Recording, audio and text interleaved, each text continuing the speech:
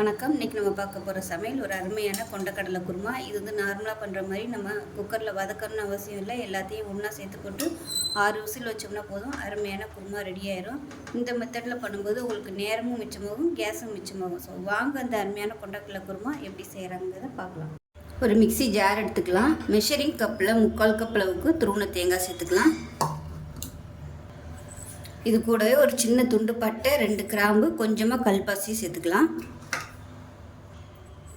1 teaspoon போல் சோம்பு, 1/4 teaspoon கசகசா, 2 சின்ன வெங்காயம்,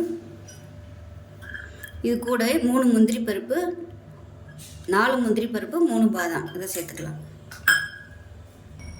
இதில் கொஞ்சமாக தண்ணி விட்டுட்டு நல்லா நைஸாக அரைச்சிட்டு வந்துட்டு பார்க்கலாம். இப்போ குக்கர் எடுத்துக்கலாம். இதில் பார்த்திங்கன்னா மெஷரிங் கப்பில் 1/2 கப் அளவுக்கு வெள்ளை கொண்டக்கடலை முதல் நாள் நைட்டு ஊற வச்சு வச்சுருக்கேன், இதை சேர்த்துக்கலாம். இது கூடவே மீடியம் சைஸாக ஒரு பெரிய வெங்காயம் நீளமாக நறுக்குனதை சேர்த்துக்கலாம்.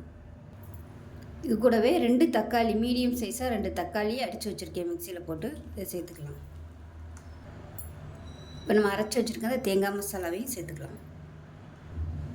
இப்போ இதில் ஒரே ஒரு பச்சை மிளகாயை 2ஆக கீறிட்டு சேர்த்துக்கலாம். 1 டேபிள் ஸ்பூன் தனியாத்தூள், அதே மாதிரி 3/4 டேபிள் ஸ்பூன் மிளகாத்தூள். இது வந்து காரம் அதிகமாக இருக்கும், அதனால் கம்மியாக சேர்த்துருக்கேன் நான். இப்போ இதில் இஞ்சி பூண்டு பேஸ்ட்டு 1 டேபிள் ஸ்பூன் சேர்த்துக்கலாம்.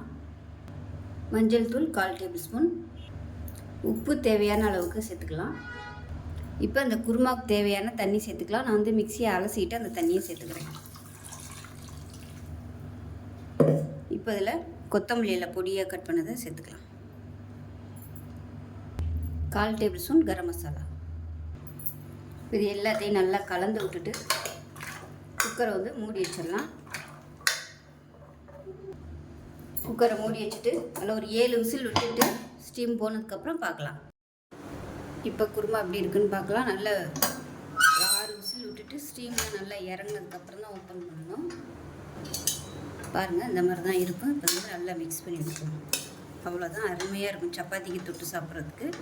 நீங்கள் இது வந்து இட்லி தோசைக்கு தொட்டு சாப்பிட்ற மாதிரி இருந்துச்சுன்னா கொஞ்சமாக தண்ணி வந்து அட்ஜஸ்ட் பண்ணிக்கோங்க. நல்லா தண்ணி கொதிக்கிற தண்ணியை சேர்த்து ஒரு 2 நிமிஷம் கொதிக்க விட்டுட்டிங்கன்னா உங்களுக்கு அந்த இது கன்சிஸ்டன்சி வந்து கரெக்டாக வந்துடும். இது வந்து இப்படி சாப்பிட்றதுக்கு, சப்பாத்திக்கு சாப்பிட்றதுக்கு இந்த அளவு இருந்தால் தான் கரெக்டாக இருக்கும். அவ்வளோதான். இதில் விருப்பப்பட்டால் நீங்கள் புதினா சேர்த்துக்கலாம். சேர்த்திங்கன்னா நல்ல ஃப்ளேவராக இருக்கும். இப்போவே பார்த்திங்கன்னா நல்லா அருமையான ஃப்ளேவர் வந்துட்டுருக்கு. ஸோ செஞ்சு பாருங்கள். செஞ்சு பார்த்துட்டு எப்படி வந்துச்சுங்கிறத சொல்லுங்கள். வீடியோ பிடிச்சிச்சுன்னா லைக் பண்ணுங்கள், கமெண்ட் பண்ணுங்கள், சேனலை சப்ஸ்கிரைப் பண்ணுங்கள், பக்கத்தில் உள்ள பெல் பட்டனை ப்ரெஸ் பண்ணுங்கள். நன்றி.